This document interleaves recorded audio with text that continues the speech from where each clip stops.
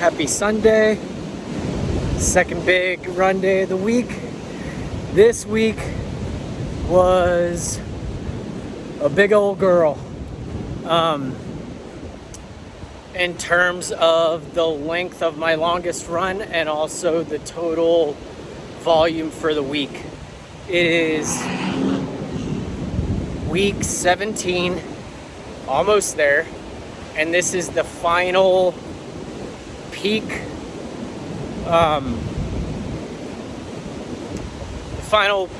of the last cycle. You know, I mentioned before that I ramp up, then it goes down a little, ramp up again, it goes down a little, and this is that last big ramp up. So the total volume this week, get out of the way of the cars. Puppy! Can I pet your dog? Hi! Hello! Hello! Hi! Thank you. Oh yeah, hard work. Okay, bye! Okay, what was I saying? Okay, total volume for the week is 76 miles. I'll say that again. I ran 76 miles this week. And yesterday, my big run was 35 miles. And today I'm doing a little shakeout, cool down run of 20 miles, which is feeling good. I've been really nervous the closer the race gets. It's 116 miles, and it's gonna be hot. And last week it was a super hot day and I was underprepared and I bonked out and had to finish my run early. So I've been really nervous, and I spent all week preparing myself mentally and physically for these runs this weekend. I made sure I was well fed. I've been trying my best to hydrate. Even for someone that runs a lot and sweats a lot, it's still, hydration is hard work. I mean, you get tired of drinking water, you get complacent, or at least I do, and it's a chore. I have a reminder on my phone to drink water every hour throughout the day, and it's really easy to get complacent and just take like a little sip and that's it. But I've been trying to be more focused and not just take a little sip, but an actual good drink, a few good gulps of water every time. So calories and hydration this week, and also just mentally preparing myself, like slow down, pace myself, be methodical. And that was the plan for yesterday. Yesterday, I really needed a good long run to build my confidence. So I made sure I had a whole lot of my electrolytes, a whole lot of my running fuel, and I told myself I wasn't gonna pass a water fountain without refilling, even if I didn't need it, just so I didn't face that small chance of running out of fluids. I was gonna stay super hydrated. I took the upper end of the recommended dosage of the electrolytes, and I took the upper end of the suggested mixture of the Perpetuum. That's my running fuel. It's not like a Gatorade drink. It's more like it's closer to a meal replacement, but not as heavy, because it's got calories, protein, fat, some electrolytes, carbs, obviously, and it's more like that kind of drink, closer to a shake than a than a Gatorade because I'm already getting my electrolytes from the Endurolites. Anyway, I went I overestimated everything just to make sure I had enough. And when I started on my run, I told myself, this is gonna be like race day conditions.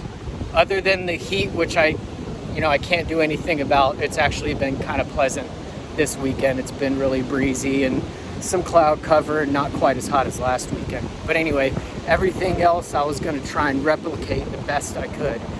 So I wanted to find my best pace. I wasn't gonna skip any water breaks. My method is every hour on the hour, I take like a little 1/10 of a mile walk break so I can drink my fluids, take my fuel if I need to, let it settle for a second, and then go on my pace again. So anyway, I found my perfect pace with a low heart rate, and with a lower heart rate, that mitigates high fluid loss, high electrolyte loss, high calories burned. So I made sure that was a focus to keep my heart rate low. And then I went out and I followed the old adage, if you think you're too slow at the beginning of an ultra marathon, slow down. And that's what I did. I just trotted little steps, and I started and followed my plan. I was very slow, very methodical, very calculated. And I ended up having the best 35-mile run of my life. I've been doing this for several years, and it was by far the best long distance run of my entire life. I kept an 11.5 minute per mile pace the entire way. No negative splits, no positive splits, just flat, same pace the entire time. And by the end of it, I still felt great. It was as perfect as a perfect run could be. And I'm really excited. And what's also exciting about that is on race day, to be able to go the first 35 miles at that pace. Oh, by the way, my heart rate hardly ever broke 120. It was in the 100 and teens the majority of the time. So sweat wasn't much of an issue. I did sweat, but it wasn't like heavy fluid loss. I was still able to pee the whole time, and it was clear the whole time, so I was staying hydrated. Back to what I was saying, to be able to do, if I can replicate that on race day in a few weeks, that's gonna put me well ahead of my pace plan, which is very conservative, for obvious reasons. But if I can do that, it's easy for me to maintain it, and it doesn't put me anywhere near thresholds of stomach issues, fluid loss issues, heart rate issues, anything like that. It's gonna be, if I can do that on race day, which I'm gonna plan on doing, that's gonna give me a very good start, and it's gonna be very positive for me at the beginning of the race. It's just gonna be, physically and mentally, it'll be a good start. And I really needed that win yesterday to boost my confidence and remind myself that the training is working, my body is capable, my mind is capable, and I just need to trust that. That trust is what's going to carry me through those times of the run where I don't feel like I got it anymore. Because even when you feel like that, you still got plenty more. So yeah, and then I'm following the same pace today. just having a nice, easy 20-mile run. I'm already Lap on my way 15, back. 1625. Lap 15. I don't know if you heard that over the phone. I'm almost done with that. I'll be done in about an hour at a nice time of the day. I'm gonna go home, play with my puppy, eat a lot of food, and just have a nice day and celebrate my victories this weekend. There's a lot of ups and downs in ultra running.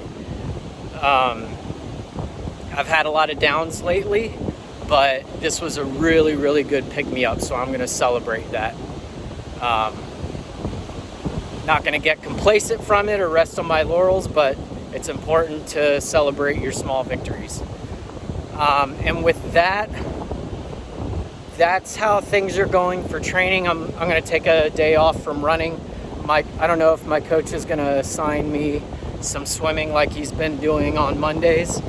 I haven't gotten anything yet. I don't know if he will or not, if that's intentional, because this is such a big volume week. But we'll see. If not, I'll just take a day off completely. If he tells me to go swim, I'll go swim, which is going pretty good lately. First day back swimming since last October. Felt like running in concrete shoes, but the second day I slowed down and relaxed and just went at a nice easy pace and had a really nice swim.